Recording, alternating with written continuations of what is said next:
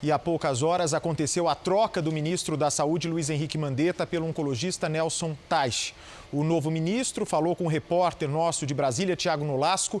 Vamos ver o que o ministro agora pretende fazer, não é? Está alinhado com o presidente da República, Jair Bolsonaro. Vamos ver quais são os passos a partir de agora. E para conhecer um pouco mais do novo ministro da Saúde e saber o que pensa Nelson Teich, viemos conversar com o novo ministro da Saúde. Ministro, sobre a questão do isolamento, qual que é a posição do senhor? O isolamento, a gente tem que entender qual é o benefício dele. A gente tem que entender um pouco melhor o que acontece com o isolamento. O que eu comentei antes foi o seguinte: hoje essas decisões de isolamento elas não são baseadas em um conhecimento claro sobre o benefício dele, né? E até sobre a tua capacidade de isolar.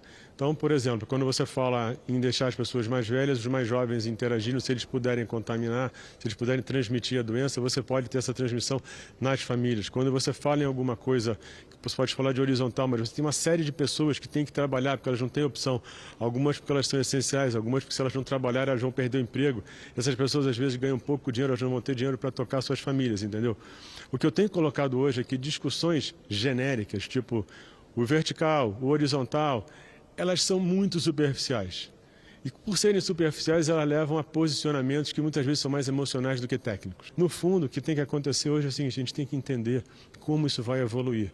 E ter a tranquilidade de entender que hoje você não sabe, que você tem que acompanhar, que você tem que entender. E o que é fundamental, você tem que ser rápido bastante para enxergar o que está acontecendo e tomar as ações que vão ajudar aos pacientes, às pessoas, à sociedade e como um todo, entendeu? Ministro, o senhor falou sobre a questão dos testes, mas neste momento a gente não tem capacidade técnica de fazer testes em massa. Tem como contornar esse problema?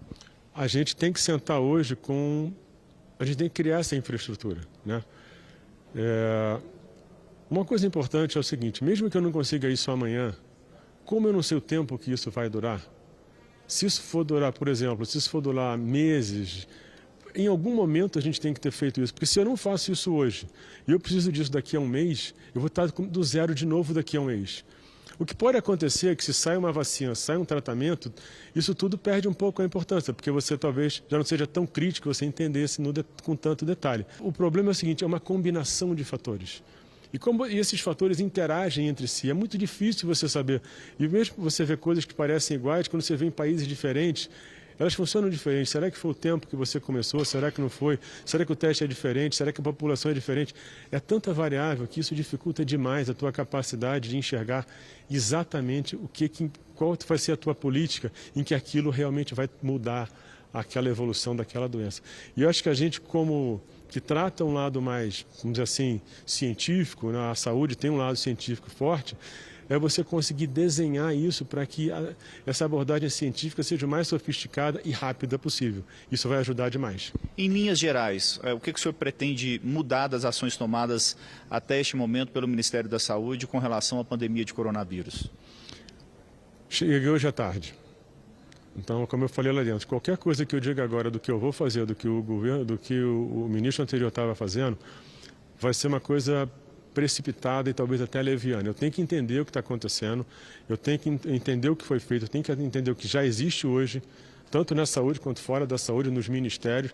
A partir daí eu vou fazer um diagnóstico e a partir daí eu vou definir políticas e ações. Então, questionamento de coisas anteriores, elas são difíceis. E uma coisa tem que ficar muito clara: eu não vou julgar o que foi feito antes de eu entrar. Eu vou julgar o que eu tenho que fazer daqui para frente e as pessoas vão ter que me julgar. Mas eu sou daqui para frente e eu vou respeitar o para trás e vou agradecer tudo que a gente puder aproveitar para o que a gente for fazer daqui para frente. O senhor falou em aproveitar. O senhor pensa em chamar alguns membros da atual equipe para trabalhar com o senhor? Eu tenho que conhecer.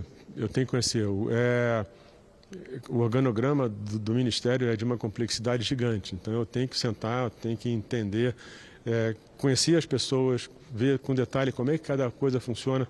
Uma coisa que eu tenho experiência da minha atuação prévia, que eu talvez possa ajudar, mesmo sem ainda ter visto, é que às vezes tem muita sinergia, que como as pessoas vão funcionando com muita pressão, muita demanda, às vezes você não junta pessoas que são fundamentais, que elas estivessem juntas para ser mais eficientes, para trabalhar informações que elas têm que compartilhar para que tudo ande melhor.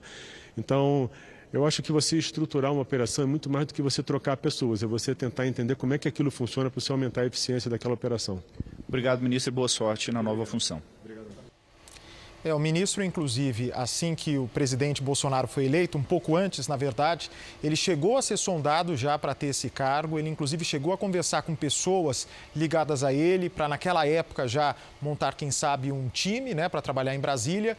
Acabou não assumindo o cargo, quem assumiu foi o Mandetta e agora sim, ele que tem já um alinhamento com o presidente de algum tempo, né, são do Rio de Janeiro, ele assume esse desafio. Vamos falar com o repórter Luiz Fara Monteiro sobre a repercussão da saída do Luiz Henrique Mandetta e a chegada do novo ministro em Brasília. Conta pra gente, Fara, boa noite.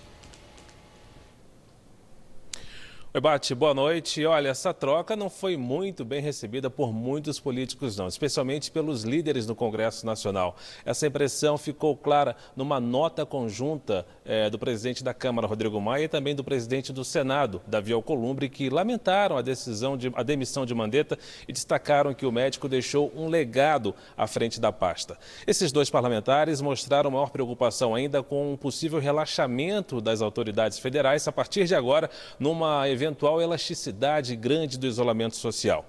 Até partidos de oposição criticaram a troca de comando na saúde no momento delicado da pandemia. Alguns parlamentares ligados ao Planalto elogiaram a atitude do presidente Jair Bolsonaro e criticaram o que chamaram de insensibilidade de Mandetta com a questão econômica. O agora ex-ministro Luiz Henrique Mandetta foi ao Palácio do Planalto no início da tarde e ouviu do próprio presidente Bolsonaro sobre sua demissão, que foi anunciada pelo próprio Mandetta numa rede social.